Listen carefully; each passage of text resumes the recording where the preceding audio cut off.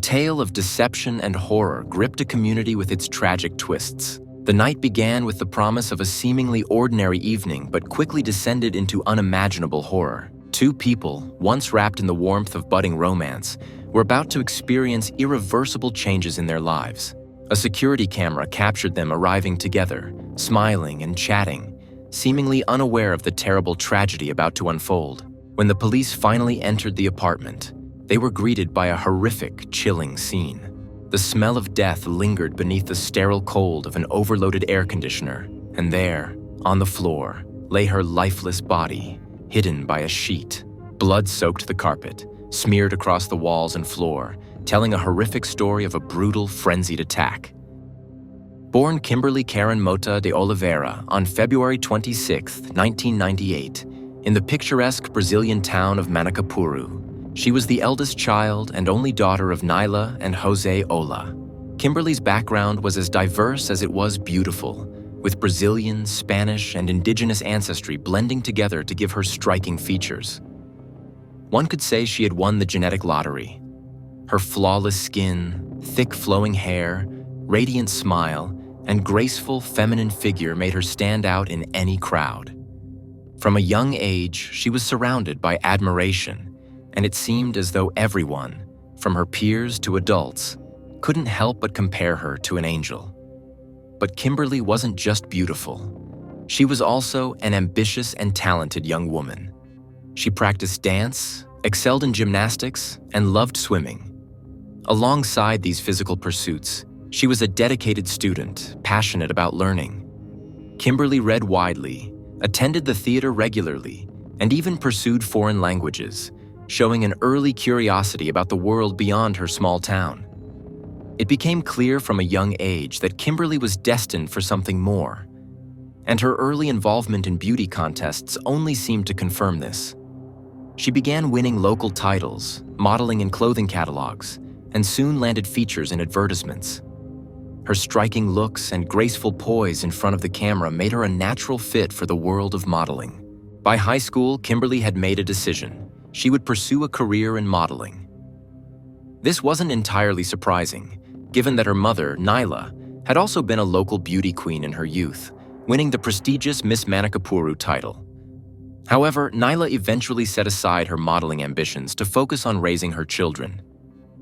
For Kimberly, this legacy was both an inspiration and a challenge. She had inherited not only her mother's beauty, but also her drive, and she was determined to take her ambitions even further.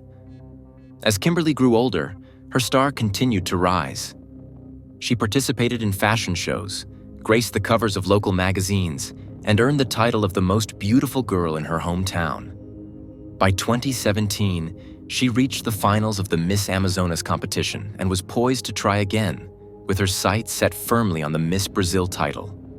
It wasn't hard to imagine her representing Brazil on the global stage, competing in renowned pageants like Miss World or Miss Universe.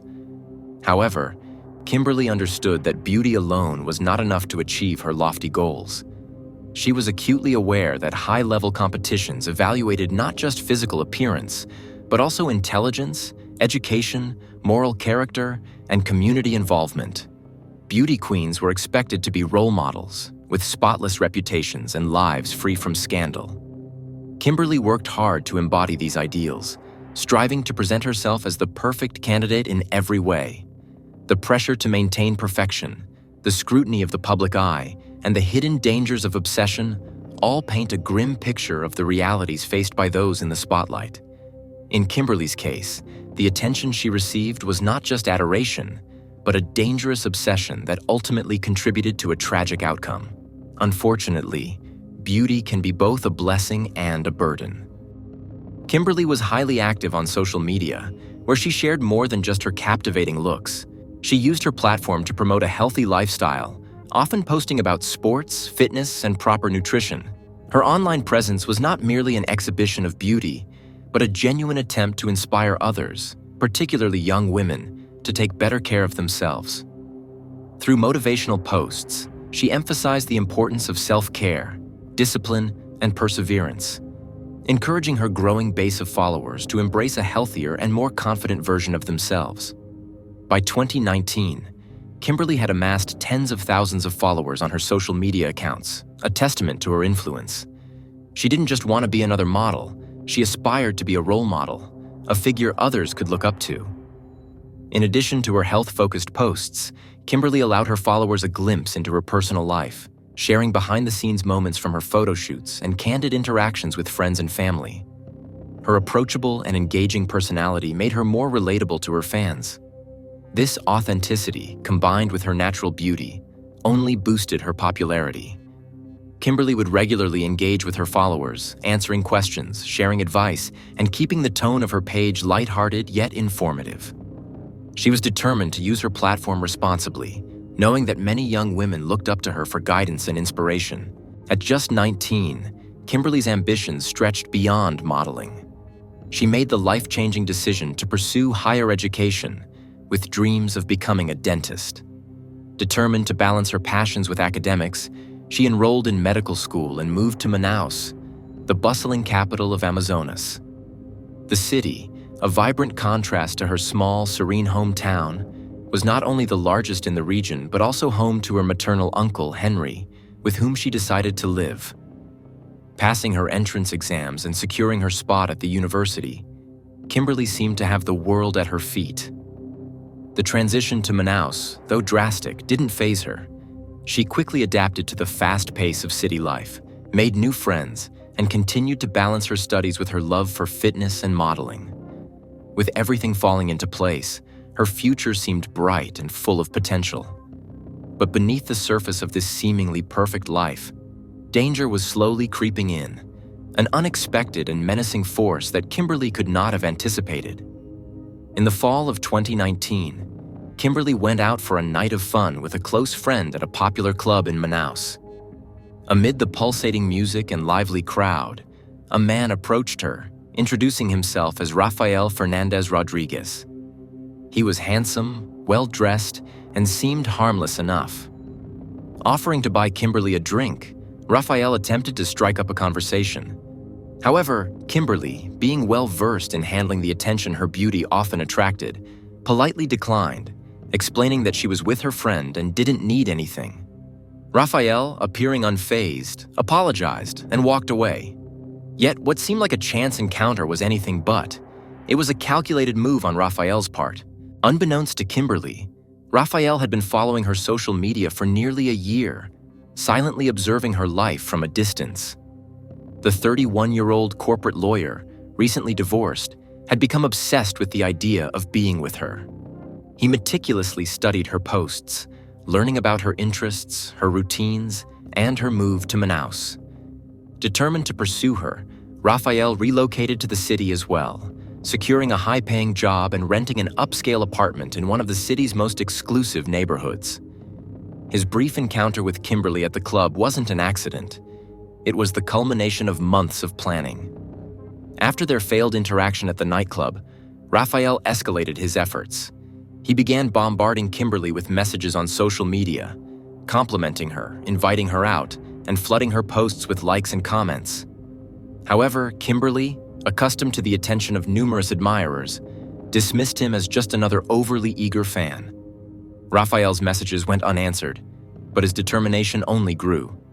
Changing tactics, he began to infiltrate her social circle.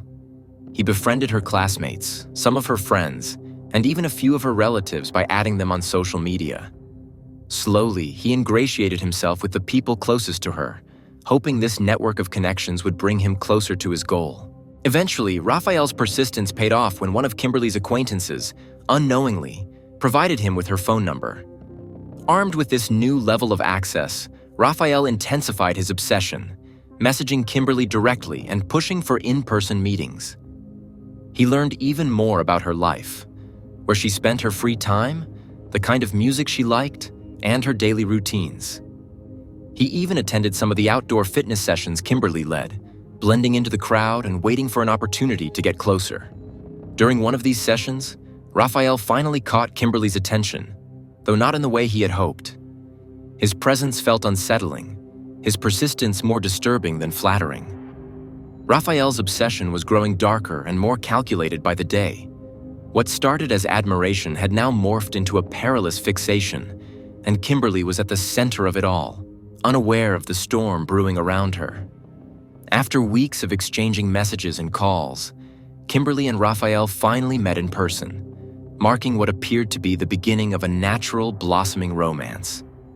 Rafael had been careful, strategic, and patient in his pursuit of her, using his charm and attentiveness to gradually win her over.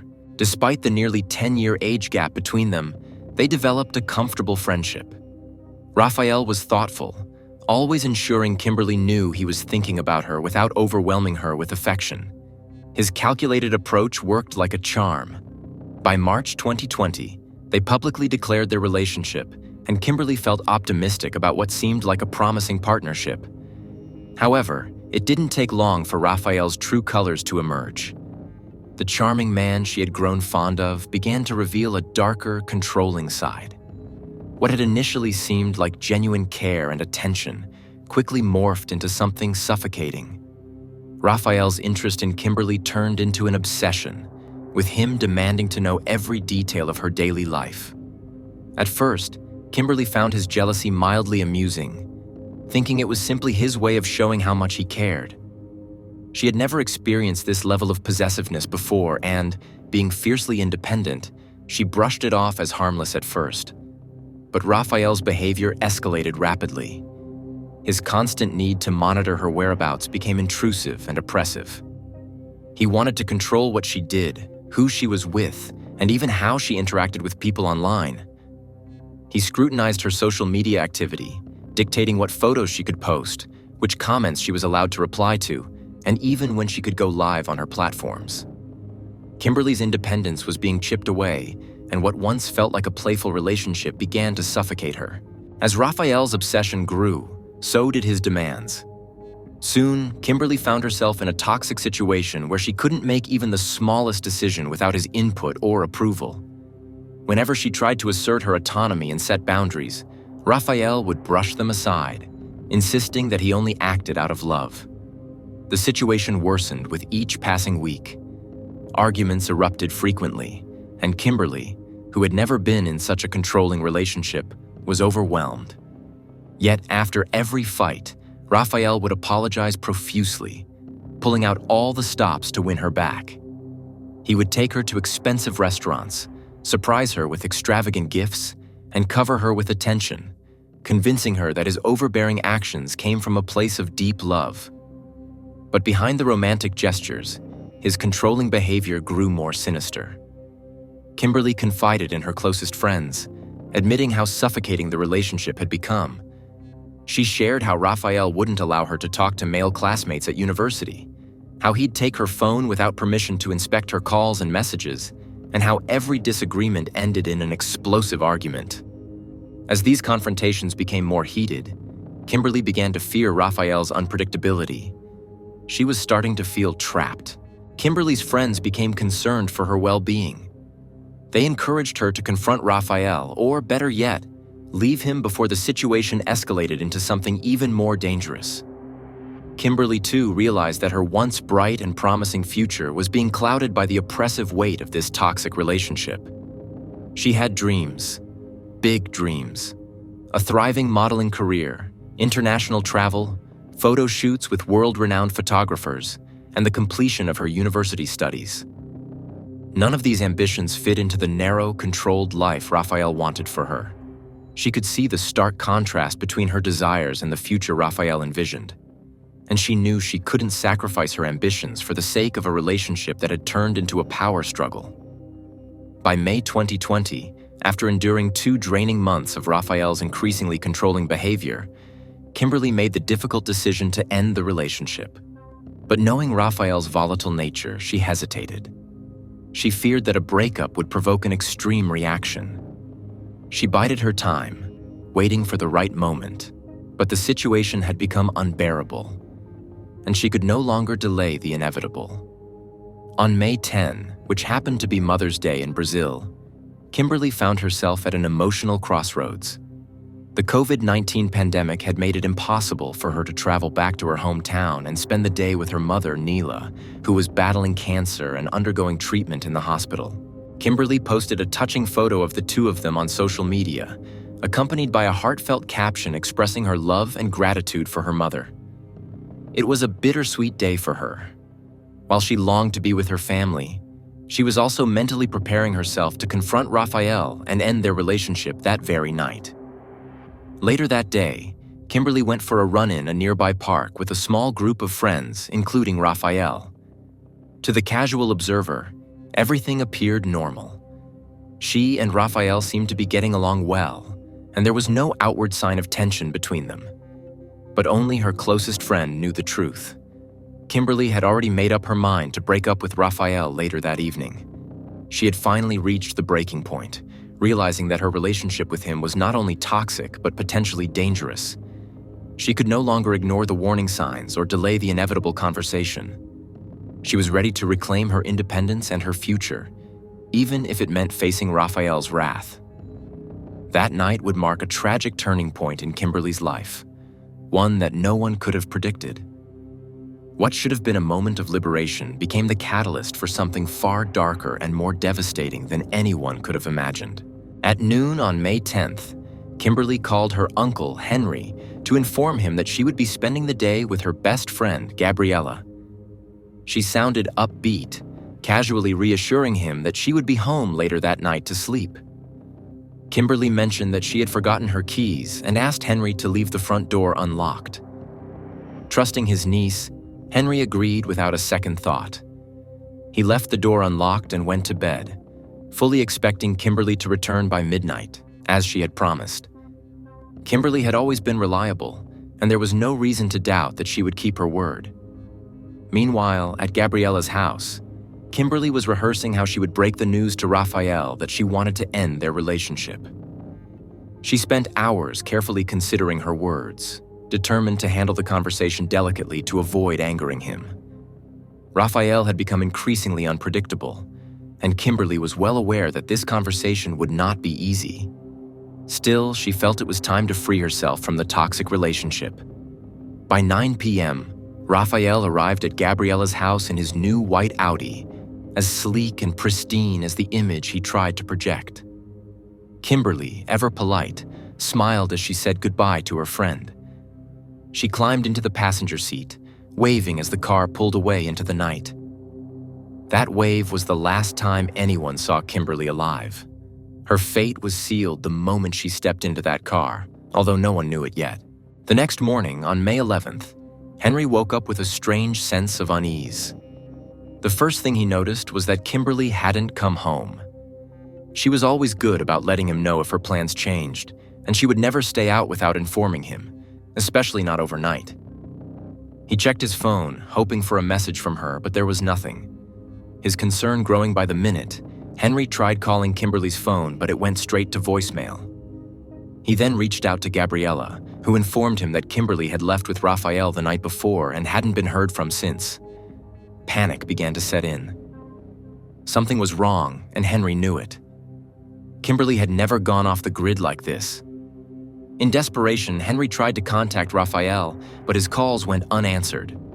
More alarmingly, Kimberly missed her classes at the university that day, a serious cause for concern, since she had never missed a class without a valid excuse.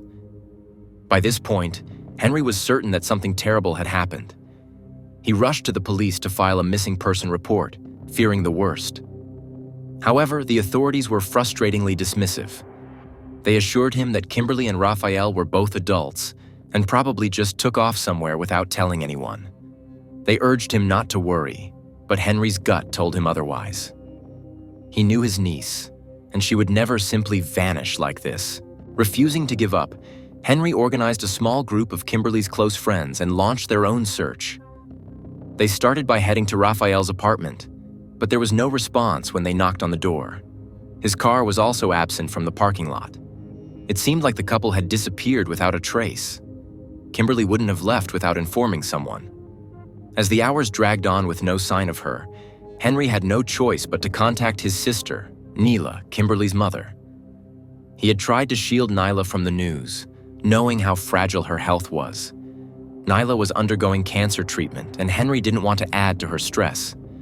But now, with Kimberly missing for nearly 24 hours, it was unavoidable. Nyla had already sensed something was wrong, especially after her own attempts to contact Kimberly throughout the day had gone unanswered. Henry tried to comfort her, reminding her that Kimberly was responsible and stayed away from trouble, but neither of them could shake the growing fear that something horrible had happened. As the news of Kimberly's disappearance spread, her friends and followers on social media mobilized. They flooded their accounts with her photos, descriptions, and heartfelt pleas for information. Kimberly was a well-known figure, and her sudden disappearance quickly gained viral attention. Thousands of people across social media joined the search, sharing posts and hoping for any clue that might lead to her whereabouts. Despite the massive outpouring of support, no concrete leads emerged. Finally, on May 12th, 2 days after Kimberly and Rafael vanished, the police began to take the case seriously. The mounting pressure from both the family and the public forced them to act. With a search warrant in hand, officers arrived at Rafael's apartment, hoping to find some answers. What they discovered inside was beyond anything they had expected. Upon forcing their way into the apartment, the police were met with a grisly scene. In the bedroom, they found Kimberly's lifeless body. She was lying on the floor, partially covered by a sheet and surrounded by a pool of blood. The bed was stained with blood, and there were clear signs of a violent struggle. Blood was smeared across the carpets and floors, painting a horrific picture of what had occurred. It was evident that a brutal attack had taken place, and the perpetrator had panicked afterward. There were half-hearted attempts to clean up the blood, but it was clear that the person responsible had been in a rush. To buy themselves more time, the killer had cranked the air conditioning to its lowest setting, hoping to slow the decomposition of Kimberly's body before anyone discovered her. The discovery sent shockwaves through the community. Kimberly's friends, family, and countless social media followers were devastated by the tragic and senseless loss of her young life. The once vibrant, ambitious young woman was now gone, leaving behind a void that could never be filled. Questions swirled as everyone tried to piece together what had really happened that night. Rafael was nowhere to be found, his sudden disappearance only adding to the mystery. As the investigation unfolded, the media picked up the story, and Kimberly's tragic end became a national headline. Her death was a grim reminder of the dangers that can lurk behind even the most charming facades. The outpouring of grief and support from the public was immense, but it was little comfort to those who had known and loved Kimberly. They wondered why her life had been so cruelly cut short, and whether Rafael, the man she had once trusted, was responsible for this terrible crime. The forensic examination of the crime scene uncovered chilling and horrifying details. Kimberly had been stabbed 4 times, 2 savage thrusts to her chest and 2 to her neck. The murder weapon, a large kitchen knife, was found discarded carelessly in the adjacent room, still covered in blood and clearly bearing the fingerprints of her killer. There was no attempt to conceal or destroy the evidence, as if the perpetrator had acted in a blind panic, tossing the knife aside as soon as the brutal act was done. Even more frightening was that there were defensive wounds on Kimberly's body. Experts deduced that the initial assault had begun on the bed, but the fatal blow, one that severed her carotid artery, had been delivered while she was already on the floor. The room bore signs of a violent struggle, but it was the kind of sudden attack that left little chance for survival. The scene told a story of unimaginable terror, one that Kimberly never had a chance to escape. Rafael, her boyfriend, was nowhere to be found. His personal belongings, including important documents, bank cards, and his car keys, were missing, indicating that he had fled the scene almost immediately after the murder. What had initially been considered a case of a missing couple had now turned into a manhunt for a fugitive. All eyes were now on Rafael, who had become the prime suspect in what was clearly a premeditated and cold-blooded killing. The question that haunted everyone, from Kimberly's devastated family to the investigators, was where Rafael had gone. Was he still in the country? Or had he already managed to slip across a border, vanishing into thin air? The forensic evidence left no doubt that Rafael was responsible for Kimberly's murder. His fingerprints on the knife, the absence of any other suspects at the crime scene, and his sudden disappearance all pointed squarely at him. Law enforcement agencies across the country were put on high alert. Social media played a crucial role, with warnings and updates flooding platforms, urging citizens to report any sightings of Rafael or his distinctive white Audi. It was a race against time. Every second counted in the search for the man who had committed such a heinous crime. The investigators knew that Rafael was dangerous and likely desperate, and they treated every report and tip from the public with urgency. The break in the case came on May 13th, just 2 days after Kimberly's body had been discovered. A white Audi matching the description of Rafael's car was found wrecked in a ditch along a rural road in the neighboring state of Pará. Traffic camera footage later revealed that Rafael had been driving recklessly, fleeing the city at dangerous speeds before losing control of the vehicle. The car had flipped over and skidded off the road, landing in the ditch. However, when authorities arrived at the crash site, Rafael was nowhere to be found. There was blood in the car, indicating that he had been injured, but the fugitive had vanished into the surrounding countryside. It was unclear whether he was severely hurt or had managed to limp away, but one thing was certain. Rafael was still on the run. As more information trickled in, it became apparent that Rafael had not gotten far. After the crash, he had been picked up by a passing motorist who, unaware of the situation, had driven him to a nearby town. There, Rafael hired a taxi to take him to the nearest bank, where he withdrew almost all of the money from his account. He then used the same taxi to drive him to Boa Vista, a border town close to Venezuela. His plan was clear. He intended to cross the border on foot, evading capture and disappearing into another country. However, his escape attempt was thwarted by an unforeseen obstacle: the COVID-19 pandemic. Due to strict border controls in place because of the virus, Rafael was turned away when he tried to slip into Venezuela. His plan, which had seemed foolproof, had failed. Desperate and with limited options, Rafael didn't return to Boa Vista to blend into the bustling town, which had a population of nearly 300,000 people. Instead, he made a fateful decision to hide in the dense, forested areas surrounding the town. He found refuge in a small, camouflaged hut deep in the jungle, far from the eyes of the authorities. For several days, he remained there, hoping that the police would give up their search, allowing him time to plan his next move. But the law enforcement officers weren't about to give up. The authorities, working tirelessly, eventually tracked Rafael to his hideout. After days of combing through the dense forest, they stumbled upon the camouflaged hut where Rafael was taking shelter. But the arrest wasn't as straightforward as they had hoped.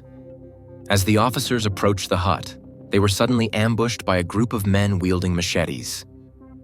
It turned out that Rafael had paid local residents to act as his bodyguards, using the money he had withdrawn from the bank. These men, unaware of the full extent of Rafael's crimes, had been swayed by his generosity and agreed to protect him. The situation could have turned deadly, but the police, experienced in dealing with tense confrontations, quickly diffused the situation. They calmly explained to the locals that they were harboring a wanted criminal and that the consequences for aiding him would be severe. Realizing the gravity of the situation, the men backed down, leaving Rafael to face the law on his own. In a dramatic final act, Rafael was taken into custody without further violence. The capture brought an end to a tense manhunt, but for Kimberly's family and friends, the nightmare was far from over. As Rafael was escorted away in handcuffs, the weight of what he had done hung heavy in the air. Rafael's version of the events when he was finally arrested painted a twisted and bizarre picture of the tragic night. The evidence stacked against him was overwhelming, leaving him with little to no room for denial. Surveillance footage captured Kimberly entering his car, arriving at his apartment, and showed Rafael leaving the building alone hours later. What puzzled investigators most was how calm both appeared on the footage, smiling, chatting, and showing no visible signs of tension. When Rafael left the building, he maintained the same eerie composure, giving no indication of remorse or distress, as if he had nothing to hide. With undeniable proof in front of him, Rafael eventually confessed, but the version of the story he offered was shocking and unsettling. According to Rafael's account, what was supposed to be a romantic evening took a dark and unexpected turn. He claimed that after they had spent intimate moments together, Kimberly had gone to take a shower. While she was in the bathroom, Rafael allegedly decided to check her phone out of suspicion and discovered conversations between Kimberly and several men on social media. Overcome with jealousy, instead of immediately arguing with her, he took out a large kitchen knife and hid it under his pillow. He told police that he had no intention of harming her, but only wanted to scare her if she lied to him about talking to other men. When Kimberly emerged from the shower and lay down on the bed, Rafael began questioning her about the men she had been chatting with. He said that Kimberly smiled and denied talking to anyone, which he took as confirmation of her deceit. In a fit of uncontrollable rage, Rafael claimed he stabbed her twice in the chest. Kimberly, completely unprepared for the attack, fell from the bed to the floor, where Rafael delivered 2 more brutal blows to her neck, severing her carotid artery. According to him, as soon as the act was done, he was consumed with regret, but saw no way to undo the horror he had unleashed. He attempted to clean the scene, but realized it was hopeless. With no way of moving her body without drawing suspicion, he covered Kimberly with a sheet and turned the air conditioner on high to slow decomposition before fleeing the scene, hoping to buy himself some time. However, this version of events was challenged by multiple witness testimonies. Kimberly's best friend, Gabriella, painted a completely different picture of what had happened. She testified that Kimberly had spent weeks preparing to break up with Rafael, whose increasing volatility and emotional instability had become unbearable. According to Gabriella, Kimberly had rehearsed the conversation over and over again, carefully planning how to navigate Rafael's dangerous temper without provoking him. Gabriella insisted there was no chance Kimberly had been intimate with Rafael that night, as her decision to end their relationship was final. She further added that Kimberly would never have made light of any conversation with other men, knowing full well how unpredictable Rafael's anger could be. Adding to the weight of this testimony was Rafael's ex-wife, who recounted chilling details of her own experiences with him. She described him as a cruel and controlling man who had exhibited violent tendencies throughout their marriage. She said that his fits of rage were a constant presence in their home, which had led to the dissolution of their marriage. Her testimony painted Rafael as a man who had long been a danger to those around him, lending credibility to the belief that Kimberly's murder was not a result of sudden rage, but part of a pattern of violent behavior. The only person who continued to defend Rafael was his mother, Fatima. She refused to believe that her son could be responsible for such a heinous act, insisting that he was a good man who had been driven to violence by the women in his life. Fatima blamed Kimberly, Rafael's ex-wife, and anyone else who had ever crossed paths with her son, claiming they had all pushed him to sin. She clung to the belief that Rafael had simply been pushed too far and was incapable of such cruelty on his own. The trial, which should have brought justice to Kimberly's grieving family, instead dealt a devastating blow. The weight of their grief was compounded on the very day the sentence was handed down. Kimberly's mother, Nyla, who had been battling cancer, passed away just hours after hearing the verdict. Despite her illness, Nyla had attended every day of the trial through video call from her hospital bed. But the stress, grief, and anguish of losing her daughter, combined with the trial's unsatisfactory conclusion, proved too much for her already weakened body. Rafael's defense team employed a strategy of temporary insanity, drawing out the legal proceedings with requests for psychiatric evaluations. Despite their attempts, the court found Rafael mentally fit to stand trial. The trial, which began in October 2021, over a year after Kimberly's murder, had the promise of delivering justice. However, the outcome left Kimberly's family heartbroken. Despite overwhelming evidence that the crime was premeditated, Rafael was sentenced to just 14 years in prison, a sentence later reduced to 13. His defense of acting in a fit of rage spared him a life sentence, a legal maneuver that left many feeling that the justice system had failed. Meanwhile, Rafael's family was also shattered by the ordeal. His father, unable to cope with the shame and guilt of raising a son who had committed such an atrocity, took his own life just weeks before the trial began. He stepped in front of a moving train, and while Fatima insisted it had been an accident, surveillance footage showed that it had been a deliberate act. His death further deepened the tragedy of the Rodriguez family, leaving Fatima to cling to the belief that her son was innocent, a victim of circumstance rather than a cold-blooded killer.